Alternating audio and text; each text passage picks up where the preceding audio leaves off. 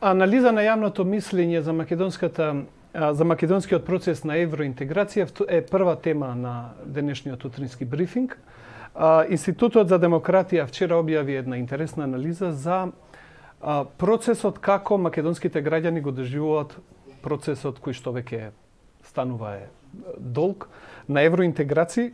Со мене во студио е Иван Николовски од Институтот за демократија. Иван, добро утро, благодарам за гостувањето денеска на утрински брифинг. Добро утро, ви благодарам за поканата и за можноста да бидам ваш гостин. Кој е кредибилитетот на Европската Унија во очите на македонските граѓани? Така. Значи, ние, како што рековте, промовиравме две анализи на јавно мислење. Едната е лонгитудинална, гледа го следи процесот на евроинтеграција од 2004 наваму, но стандардизирана верзија од 2014 наваму. Па тука можеме да гледаме дека низ годините кредибилитетот на Европската Унија, ако го мериме преку призма на поддршката за членство на Северна Македонија во Европската Унија, се бележи еден тренд на стабилен, но постепен пат. Значи, за оваа година, за прв пат поддршката за членство во Европската Унија паѓа под 70%, да бидам поточен 65%, ако споредиме за, да речеме, наназад 5 години од 2014, ќе забележиме дека е тоа пад од 15%. Но ова... Дали може да се насети кои се причините од анализата, кои се причините што македонските граѓани стануваат скептични или поскептични во поглед на можноста да се интегрираме со Европската Унија? И покрај потпишувањето на Преспанскиот договор, а со тоа нели промената на уставното име, се отворија многу перспективи за нашата држава во евроатлантските интеграции. Меѓутоа, минатата година се случија неколку настани кои што може да претпоставиме дека одиграле улога во тоа да граѓаните вака се изјаснат.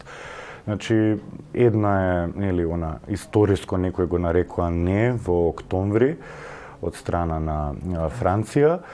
Меѓутоа, и ако се подсетиме, француското не е само една надоврзување на една серија на неуспешни самити на Европскиот совет и неможноста да се донесе одлука за отпочнување на пристапни преговори, ако знаеме ние од 2009 10 години поред. Имаше препорака од комисијата, меѓутоа... Так, никако да започнат преговори. И ние сме предолго би рекол во чекалната. И мислам дека ова има влијание врз испитаниците, особено ако имаме предвид дека анкетава е правена во декември месец минатата година, што е нели многу скоро после октомврискиот самит. И веројатно би можеле така да го објасниме овој пат. Има нормално и други фактори. Ако се погледне анализата на професорот Дамјановски, ќе видиме дека има тука незадоволни испитаници, да речеме најмногу помеѓу етничкото македонско население, кои што ја гледаат промената на името како еден негативен момент. Така што сметат како цена која што е превисока за... Можеби, да. Значи, можеби кај дел од испитаниците и тоа е, но мислам дека генерално, ако земеме да го објасниме овој пад, мислам дека се должи на тоа што предолго чекаме и веројатно беа изневерени очекувања, особено имајќи предвид дека менаџирањето со очекувањата не ни беше најдобра задача ни нам како држава, но и на некои челници на Европската Унија, од одредени европски институции кои што создадоа впечаток дека готово, ова е веќе завршена и решена работа. Искрено ме изненади чувството на граѓаните да лоцира точно дека овој процес од една страна се случува бавен поради нашата несмасност, така да речем, а од друга страна дават и одредена одговорност и на Европската Унија. Значи, точна диагноза. Многу интересно што ние генерално вчера на настанот кога ги промовиравме публикациите рековме дека ова малку кажува дека јавното мислење во државава почнува да зрее и малку пообјективно да ги гледа работите. Ако се види во втората анализа на јавното мислење, таму поставивме прашање што сметате дека се причини за непочнување на преговорите. Дадени беа 3 опции: ставот на Франција, неисполнувањето на домашните реформи и потребата за реформи на Европската унија. Сите 3 одговори добија висок позитивен Сите 3 прашања, добија висок позитивен одговор, меѓутоа, еве да речеме, граѓаните конкретно гледаат најмногу вина и во властите, околу 70 и нешто проценти велат дека тоа е сепак заради неисполнувањето на домашните реформи. Има одредена перцепција е присутна тој евроскептицизам и тоа е интересен податок. Го има речиси кај сите етнички заедници. Веќе не се делиме на верска основа кој повеќе сака во Европска унија, кој повеќе е скептичен, него постои едно урамнотежување на тој евроскептицизам низ сите етнички заедници во Македонија. Како гледате вие на тоа? Како го објаснувате дека и етничките албанци почнуваат да се скептични кон таа перспектива? Факт е дека евроскептицизмот е поголем кај етничките македонци, процентуално ако гледаме низ таа етничка призма, отколку кај етничките албанци, меѓутоа во право сте, значи со годините тоа се порамнува и немаме толку веќе драстични, да речеме, разлики помеѓу етничките заедници. Веројатно затоа што ова е процес кој што не засега сите независно од етничката припадност, иако условот беше промена на уставно име кое што можеби имаше повеќе емотивни импликации кон етничката македонска заедница отколку кај другите заедници, меѓутоа на крајот на денот сите заедно чекаме, сите сме заедно во чекалната. Поларизацијата е поголема, да речеме, низ партиските групи, политичките групи, тука можеме да забележиме, да речеме, поголема поларизација. Партиите од опозицијата, очекувачки би рекол, се многу повеќе скептични за спремноста на државата и да добие датум и да стане членка, повеќе вината ја насочуваат кај владата, отколку, да речеме, партиите кои што се во владината коалиција, каде што гледаат малку по, да речем така, розево на работите, сметаат дека ова е се резултат на екстерен фактор, значи дека домашната задача е завршена, меѓутоа ете заради некои внатрешни превирања во унијата имаме. Но тоа е факт дека ние последниот пат не добивме заради инсистирањето на Франција да се смени методологијата. Сега не навлегувам да амнестирам некого, но тоа е факт. Така. Не, јас не навлегувам исто во тоа, само сакам да ги објаснам, значи, бројките и да дадам некаков контекст зошто би можело да биде тоа така. Но интересно е во анализата е што не знам во претходните анализи дали тоа било значено на граѓаните. Идентитетски прашања. Луѓето сметат дека ако влегуваат во Европската унија ќе изгубиме идентитет, дека нашата традиција, култура ќе се тоа го има во други земји кои веќе се членки во Европската унија, но тоа се појавува и кај нас. Не би рекол дека сме ние воопшто исклучок по ова прашање. Вие точно рековте. И Претходно беше, особено, ако се земи, имаше и голема одбивност, например, во попрашањето на можна промена на името, меѓутоа се тоа прашање е затворено и сега веќе не е толку релевантно, соседите не се гледаат како кочничари на процесот.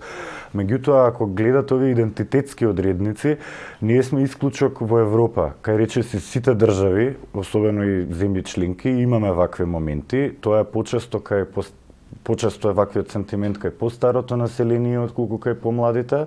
Стравот дека ќе го изгубиме суверенитетот, дека во Брисел секој се одлучува. Да, меѓутоа тоа мислам дека е навистина еден тренд кој што е на европско ниво, не сме тука некој посебен исклучок. Податок имаше 1/3 од етничките македонци не верува дека некогаш ќе влеземе во Европска унија. Така. Дали тој број се зголемува со годините или е стандарден? Па, би рекол тука дека е стандарден, немаме големи девијации, меѓутоа тука се покажува по еден друг момент, односно малку недостаток на објективност во оценување на процесот. Имате од една страна група на граѓани поголема од третина која што вели дека ние ќе станеме членка за 3 до 5 години, што е апсолутно, мислам, за познавачите на должината на процесот, време траењето на преговорите е нереално очекување. Но исто така дека никогаш нема да станеме членки, мислам дека и тоа е едно малце крајна позиција и нереално очекување, така што но охрабрувачки е што низ годините гледаме зреење на јавното мислење, малку добиваат пообјективна перцепција што тоа таму се случува во Брисел, како процесов трае, колку би можел да трае. И нормално и наша задача и на институциите, и на медиумите, и на нас како think tank заедница и граѓанско општество да информираме и да им пласираме на граѓаните што е можно поточни, пообјективни информации, се со цел нели да имаме што пообјективно јавно мислење кое што точно ќе може да процени што се случува по однос на ова прашање. Има одреден пад на довербата во Европската унија, меѓутоа во исто време па Европската унија граѓаните го сметат како најголем сојузник. Така. Во конкуренција со Русија и Соединетите држави. Така, тоа е многу интересен момент. САД, например, паѓа.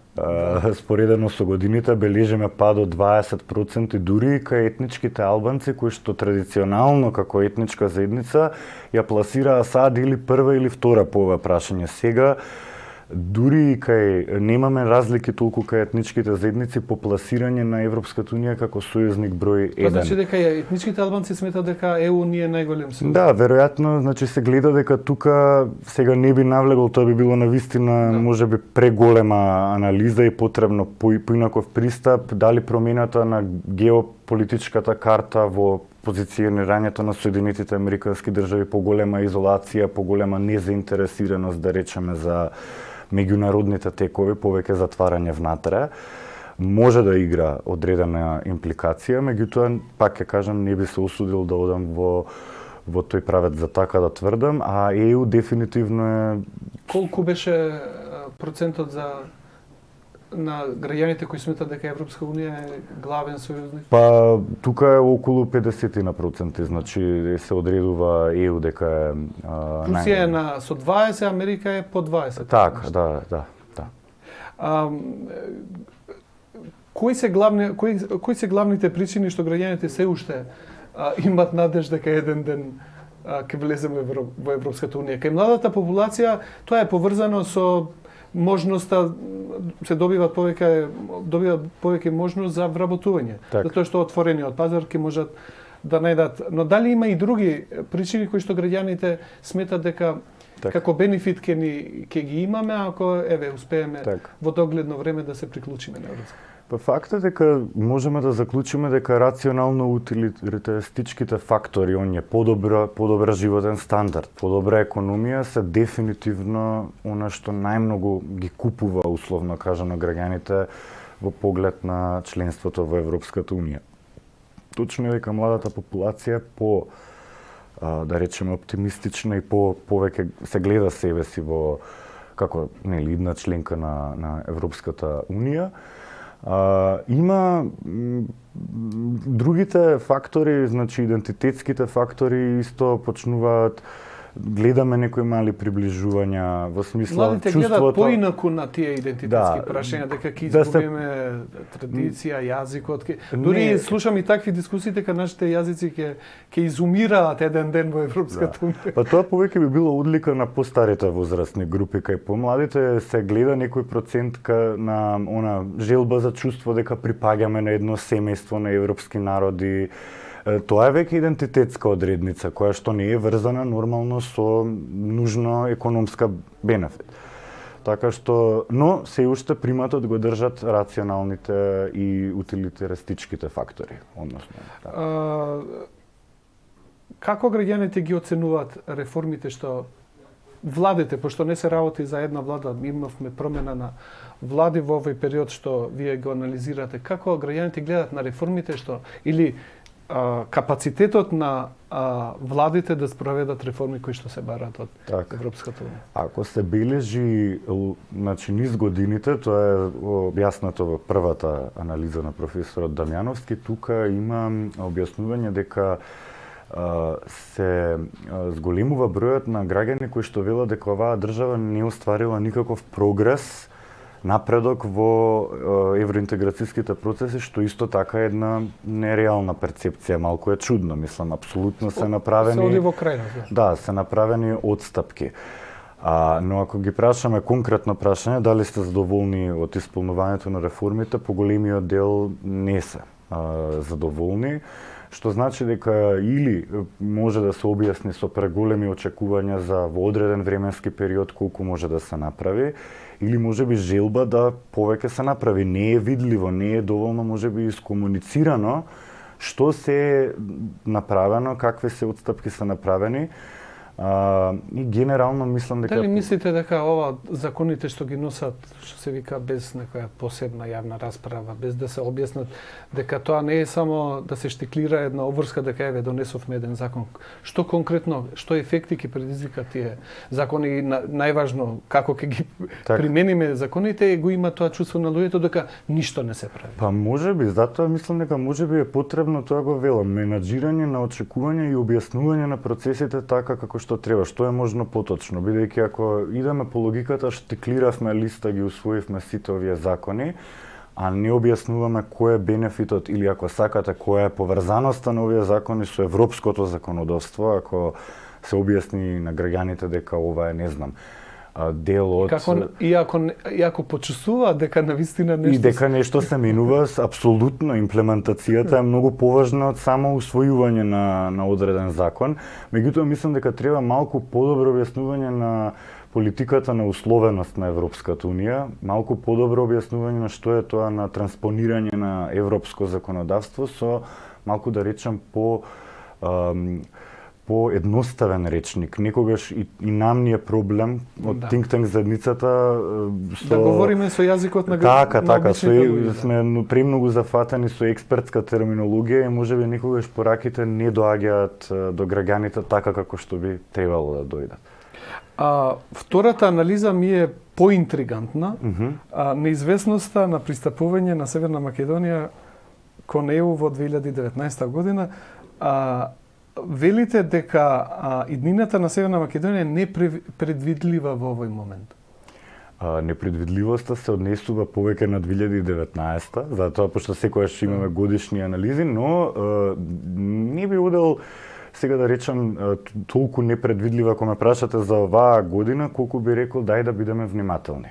Мислам дека ја извлековме пулката, да не говориме готово, ова е завршена работа, решено е, имаме зелено светло, да бидеме малку повнимателни, да почекаме со една доза здрава на скептицизам, како ќе се одвиваат процесите, со која брзина, да не забораваме. Значи, ние немаме се уште започнато преговори. Треба да видиме како методологијата нова прво да биде усвоена, како тоа, какви импликации ќе ни има кон преговарачкиот процес и кај нас и од другата страна, на страна на Европската унија.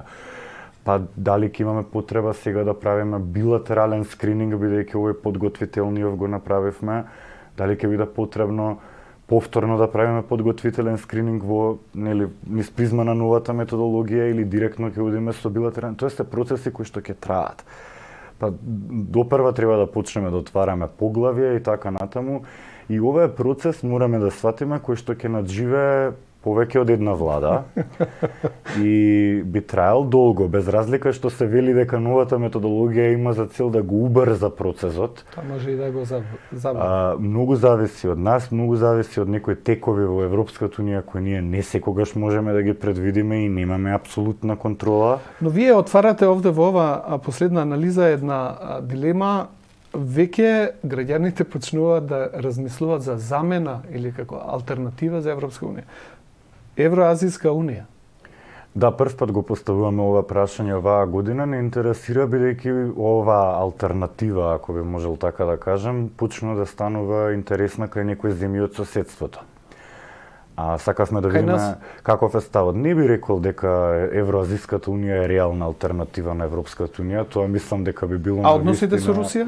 Свртување кон Русија? Кај Русија имаме гледање на Русија како втор најголем сојузник. Тоа повеќе застапено, морам да кажам, кај македонската етничка заедница и кај одредени политички структури, но не одразува генерално волјата на целокупното население. Значи тоа се одредени сегменти. Интересно е дека вие ги лоцирате тоа проруско влијание кај ајде да речеме симпатизери на опозицијската партија, што малку ми е чудно, знаете, пошто обично опозицијата секогаш е проевропска, про НАТО, про све, меѓутоа овде кај нас имаме една чудно расположение. Имате објаснување за тоа? Јас мислам дека освен кај ВМРО ДПМН имаме и кај други политички групи, ако гледате и негласачите и оние кои што ќе гласаат за други партии, исто така имаат малку по симпатичен однос, да речеме, или по позитивно гледање кон тоа Русија да ни биде сојузник. Мислам дека ова се должи на фактот што Русија низ годините последните Го зголемува интересот за регионот, дефинитивно. Да, меѓутоа и низ последните 3-4 години кај нас беше присутна во оној период нели промена на власта каде што се стави, нели сакаше да се стави во улога на заштитник на македонските интереси, па се противеше на тиранската платформа, па ја поддржа владата во заминување на ВМРО ДПМН. Кокетира ли раководството на ВМРО со руското присуство овде? Па не би можел да кажам онака со сигурност, но мислам дека се уште опозицијата не дава баш јасен став што ќе прави со оние промени кои настанаа, промената на уставното име, дали ќе се почитува, нема да се почитува. Моje лично мислење е дека ова е обид за додворување на гласачите, меѓутоа мислам дека тоа е реалност која нема да се минува и дека тоа ќе се почитува. Иван, знам дека ова прашање е интересно и можеме да го продолжиме разговор, меѓутоа ние тука мора да завршиме. Ти благодарам на разговорот, ке имаме прилика и во иднина да разговараме на ова тема. Ние